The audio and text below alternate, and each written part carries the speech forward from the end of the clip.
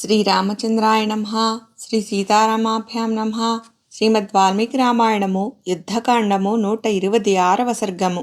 పుష్పక విమానముపై ప్రయాణించుచుండగా శ్రీరాముడు అయోధ్య వరకు గల అన్ని ప్రదేశములను చూపుచూ వాటిని గూర్చి సీతాదేవికి వివరించుట. శ్రీరాముని అనుమతితో దివ్యమైన ఆ పుష్పక విమానము గాలిచే ఎగురగొట్టబడిన మేఘము వలె పైకి లేచెను. ఆ విధముగా విమానము బయలుదేరగనే శ్రీరాముడు భూమి వైపు తన చూపులను ప్రసరింపజేయుచూ చంద్రుని వలె ఆహ్లాదకరమైన ముఖము గల జానకీదేవితో ఇట్లు వివరింపదొడంగెను. వైదేహీ, ఇదిగో కైలాస శిఖరము వలె ఒప్పుచున్న ఈ త్రికూట పర్వతముపై గల లంకానగరమును గమనింపుము. ఇది విశ్వకర్మచే నిర్మితమైనది. ఇంక మాంసఖండములతో రక్త ప్రవాహములతో బురదకట్టియున్న ఈ యుద్ధభూమిని చూడుము. ఇచ్చట పెక్కుమంది వానరవీరులు రాక్షసయోధులు సంహరింపబడిరి. విశాలాక్షి, బ్రహ్మ నుండి వరములను పొంది హింసా ప్రవృత్తితో రావణుడు లోకకంటకుడయ్యెను. క్రూరాత్ముడైన ఆ రాక్షసరాజు నిన్నపహరించినందువలన నాచే నిహతుడై ఇచ్చట బూడిదయ్యై పడియున్నాడు చూడుము.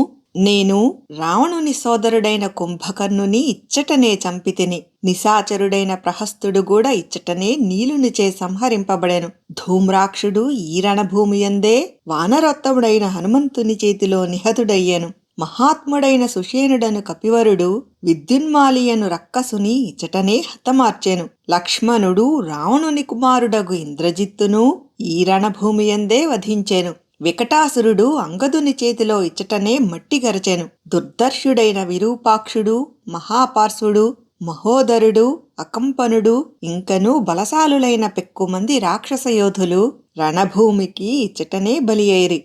రావణుని పట్టపురాణి అయిన మందోదరి వేల కొలది సవతులతో కూడి తన భర్త మృతికై కన్నీరుగార్చుచూ విలవిలలాడినది ఈ ప్రదేశముననే.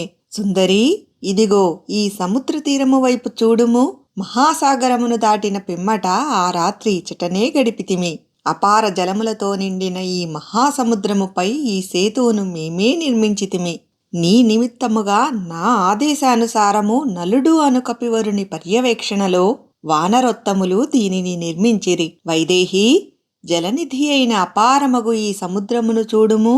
దీనిని ఎవ్వరునూ క్షోభింపజేయజాలరు. ఉవ్వెత్తుగా ఎగరిపడుచున్న తరంగముల ఘోషలను వినుము. శంఖములకు ముత్యపు చిప్పలకు ఇది నెలవు. మైథిలి, ఇదిగిదిగో హిరణ్యనాభము అను పేరుగల ఈ మైనాక పర్వతమును చూడుము. ఇది బంగారు కాంతులీనుచున్నది.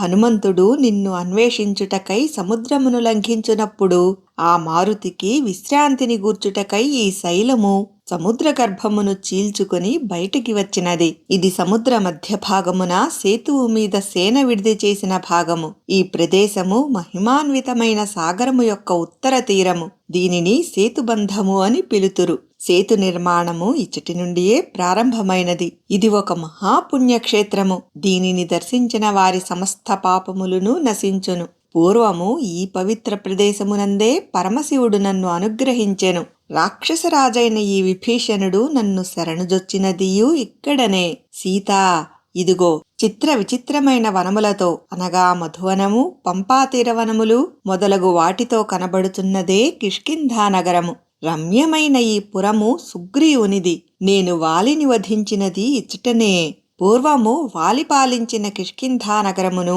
విమానమునందుండియే చూచిన పిమ్మట సీతాదేవి ప్రేమాతిరేకముతో వినయపూర్వకముగా శ్రీరాముని ఇట్లు ప్రార్థించెను. స్వామి, సుగ్రీవుని పోషణలోనున్న తార, రుమాది అంతఃపుర స్త్రీలతోనూ ఇతర వానర ప్రముఖుల పత్నులతోనూ కూడి మనము రాజధాని అయిన అయోధ్య నగరమునకు వెళ్లవలయునని నా కోరిక.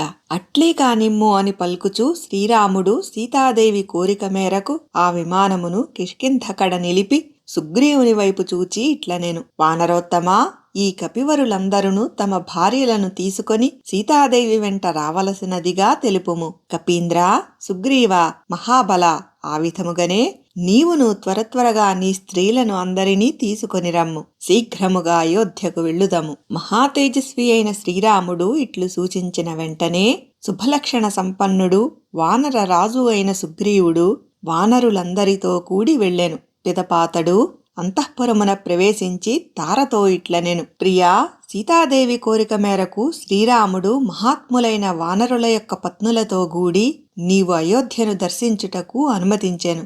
కావున నీవు త్వరగా సిద్ధముకమ్ము. వానర స్త్రీలతో గూడి మనము శీఘ్రముగా అయోధ్యకు వెళ్లి దశరథ మహారాజు యొక్క పత్నులను దర్శింతము. సర్వాంగసుందరి అయిన తార సుగ్రీవుని వచనములను వినినంతనే వానర స్త్రీలనందరినీ పిలిచి ఇట్లు నుడివెను. మనము అందరము సమస్త వానరులతో కూడి అయోధ్యకు వెళ్ళుటకు మహారాజైన సుగ్రీవుని ఆజ్ఞ అయినది. నేను అయోధ్యను దర్శించుటకై ముచ్చటపడుచున్నాను. పురజనులతో కూడి శ్రీరాముడు అయోధ్యలో ప్రవేశించు దృశ్యమును, దశరథ మహారాజు యొక్క అంతఃపుర స్త్రీల వైభవమును మనము అందరము దర్శింతము. తార ఇట్లు ఆదేశించిన వెంటనే వానర స్త్రీలు ఎల్లరునూ యథావిధిగా అలంకరించుకొని విమానము కడకేగి దానికి ప్రదక్షిణము చేసిరి. పిమ్మట సీతను దర్శించుటకై ఉబలాటపడుచు వారు త్వరత్వరగా ఆ విమానమును ఎక్కిరి. వెంటనే వారందరితో గూడి పుష్పక విమానము ఆకాశమునకు ఎగిరెను. అది ఋష్యమూక పర్వత సమీపమునకు చేరుటను జూచి శ్రీరామచంద్ర ప్రభువు మరల సీతాదేవితో ఇట్లనెను. సీతా, ఈ కనబడుచున్నదే ఋష్యమూక మహాగిరి. బంగారు ధాతువులతో వర్ధిల్లుచున్న ఈ శ్రేష్ఠ పర్వతము విద్యుత్కాంతలతో మెరయుచున్న మేఘమును తలపింపజేయుచున్నది. నేను సుగ్రీవుని కలుసుకొనినది ఇచ్చటనే. ఈ గిరిపైననే వాలిని వధించుటకై నేను ప్రతిజ్ఞ చేసి తిని. చుట్టూనూ చిత్రములైన వనములు గల ఈ పంపా సరస్సును తిలకింపుము. నీ ఎడబాటునకు గురి అయిన నేను దుఃఖితుడనై ఎంతయో విలపించి తిని.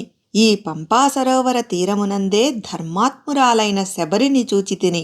దీనికి సమీపముననే 1 యోజనము పొడవైన బాహువులు గల కబంధుని పరిమార్చి తిని.